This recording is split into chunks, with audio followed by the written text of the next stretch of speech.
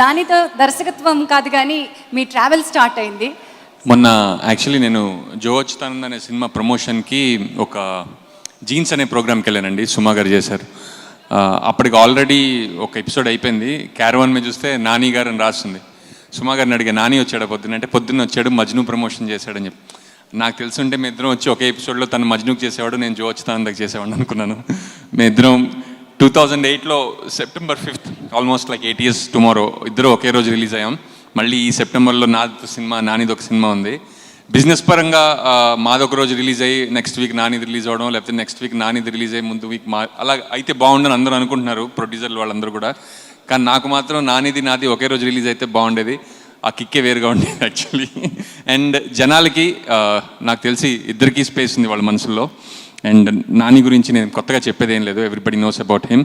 So I wish him all the best. And పక్కన కూర్చున్న ఇద్దరు హీరోయిన్స్కి I think it's the debut. So it's a very good movie to start with. So congratulations. And Gopi Sundar గారికి, producer Gita గారికి, Gemini Kiran గారికి చాలా చాలా చాలా సక్సెస్ రావాలని కోరుకుంటున్నాను.